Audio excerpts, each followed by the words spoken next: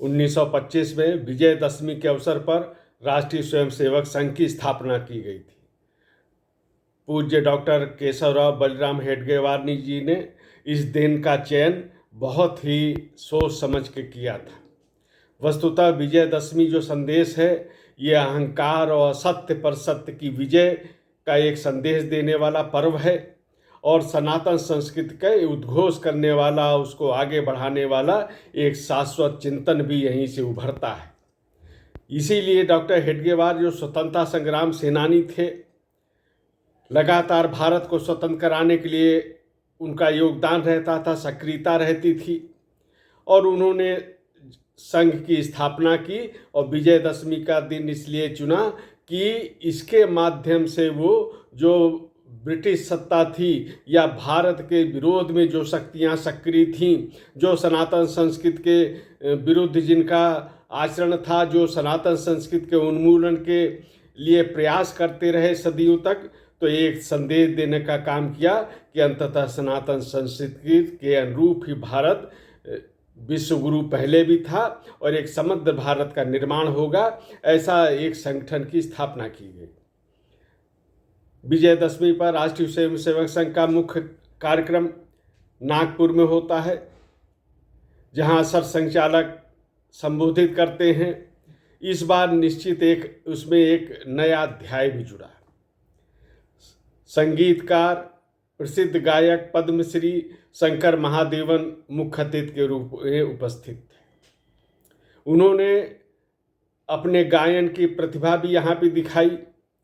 पहले भी लोगों ने उनका गायन सुना है कि सुनो गौर से दुनिया वालों, ये बहुत प्रसिद्ध रहा उनका गीत।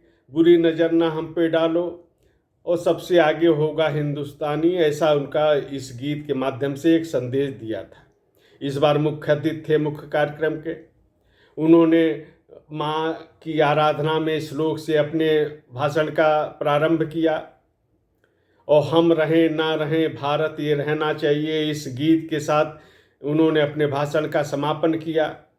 बीच में उन्होंने शिव स्तोत्र का गायन किया। एक पूरा का पूरा जो भावमय वातावरण है संस्कृत के अनुरूप वो निर्माण हुआ। उन्होंने एक बड़ी बात कही कि आज दुनिया में भारत के लोग जहाँ भी जाते हैं उनको गर्व की अनुभूति होती है, उनको सम्मान मिलने लगा है और गर्व से वो भारतीय अपने को कहने लगे हैं। ये एक परिवर्तन की बात उन्होंने कही। निश्चित रूप से यहाँ कोई ऐसा किसी सरकार के बारे में बात नहीं हुई। संघ सांस्कृतिक सामाजिक संगठन है, लेकिन जो देश के गौरव बढ़ने की जो बात है उसको तो प्रत्येक नागरिक को स्वीकार भी करना चाहिए और उस पर गर्व का अनुभव भी होना चाहिए। सरसंघचालक मोहन भागवत जी ने भी इसी बात का उल्लेख किया, इस बात को आगे बढ़ाया। उन्होंने कहा कि निश्चित रूप से जो शंकर महादेवन कह रहे हैं कि भारत का मान सम्मान बढ़ा है, भारतीय संस्कृति का प्रतिष्ठा दुनिया में बढ़ी है, ये इसका प्रत्यक्ष अनुभव भारत के लोग भी कर रहे हैं, दुनिया के लोग भी कर रहे हैं। G20 का उल्लेख किया गया कि किस प्रकार से भारत का जो आतिथ्य भाव है, आतिथ्य सत्कार की भावना है, अतिथि देवो भावना एक है हमारी संस्कृति के, उसका परिचय लोगों को मिला है। और इतना ही नहीं तो वसुधैव कुटुंबकम और सर्वे भवन्तु सुखिनः का एक उद्घोष भी दुनिया के हुआ। बाकी दुनिया के लिए सब तो दुर्लभ बातें थी।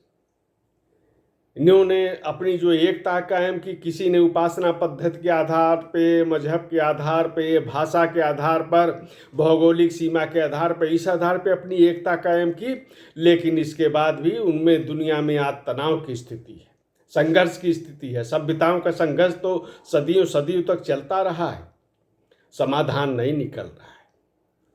आज दुनिया में चाहे वो तनाव के कारण हो, हिंसा के कारण हो और या फिर प्रकृति के जो दुष्परिणाम उसके पर्यावरण के संतुलन को बिगाड़ने के हो रहे हैं, उसका भी दुनिया सामना कर रही है। विकसित देशों के पास इन समस्याओं से उबरने का कोई रास्ता ही नहीं है, कोई विचार ही नहीं है। तो भारत का जो हमारे ऋषियों ने पृथ्वी सूक्त में कह दिया, तो वही आज पर्यावरण संरक्षण का एकमात्र उपाय है और दुनिया इस ओर देख रही है। वसुधैव कुटुंबकम की भावना लोगों को आकर्षित कर रही है। लोग भारत में आते हैं तो ये देखते हैं कि किस प्रकार से इतनी विविधताएं, भाषा, प्राकृतिक स्थिति में अलग अलग रूप हैं उनके, और इसके बाद भी उपासना पद्धतियां अलग हैं, लेकिन एक सांस्कृतिक चेतना का सूत्र है, वो भारत को विविधता में भी एकता के सूत्र में बांधता है।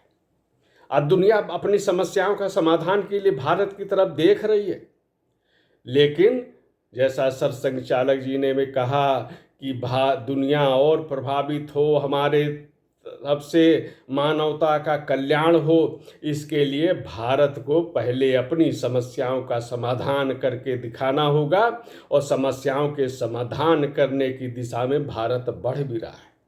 मणिपुर का उन्होंने खास तौर पर उल्लेख किया।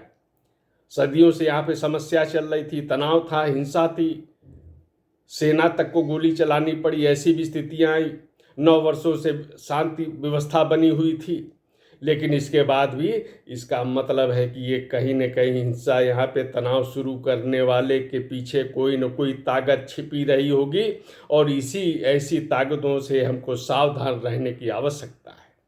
और केवल इतना ही नहीं है, जो मार्क्सवादी हैं वो तो विफल तो 1920 में ही हो गए थे, रूस की क्रांति के बाद उनकी विफलता सामने आ गई थी, लेकिन आज चाहे अर्बन नेशनलिस्ट के रूप में हो, चाहे कल्चरल मार्क्सवादी के रूप में हो, ये सब भारत की सनातन संस्कृति के विरोध में एक अभियान चला रहे हैं, और इन सब से बचकर रहने की आवश्यकता है। और भारत की संस्कृति से ही भारत में कम्युनिस्ट पार्टी का लगभग सफाया हो गया है, लेकिन ये जो कल्चरल मार्क्सिस्ट हैं, ये अनेक संस्थाओं में आज भी सक्रिय हैं, ये प्रचार माध्यमों में सक्रिय हैं, इनका लोग लाभ उठाते हैं, चाहे चीन के हों चाहे कुछ और बाहरी शक्तियाँ हों, लाभ उठाती हैं, दुष्प्रचार में लगी रहती हैं।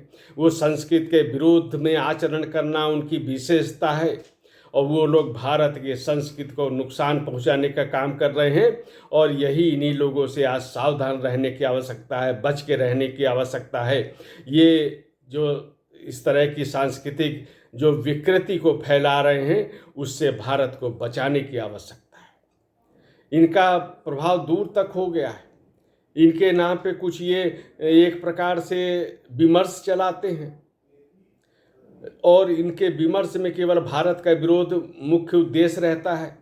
विदेशी ताकतें किस प्रकार से जो भारत के विरोध में है, उनका भी भूमिका को लेकर प्रश्न उठते हैं, लेकिन इन सब से सावधान रहते हुए देश को शक्तिशाली बनाना है, बिना भेदभाव के समाज को संगठित करना है, और संघ के माध्यम से ये कार्य निरंतर किया जा रहा है। समाज के स्तर पे सरकार अपना काम कर रही, सरकारें अपना काम करेंगी, प्रशासन को अपना काम करना है, लेकिन इसके साथ ही बहुत कुछ समाज पर भी निर्भर रहता है। समाज को भी जागरूक बनना है। समाज जब जागरूक बनेगा तब ये पूरा का पूरा जो हमारा जो सिद्धांत है शाश्वत, वह पूरी तरह से प्रभावी होगा, उस पर अमल सुनिश्चित होगा। इसके लिए समाज को जागरूक होना है, और जागरूक होने के लिए उसको संगठित होना है, और ये विचार करना है कि परिवार का ध्यान रखते हुए किस प्रकार से समाज का, उससे बढ़कर राष्ट्र का, उससे बढ़कर मानवता का,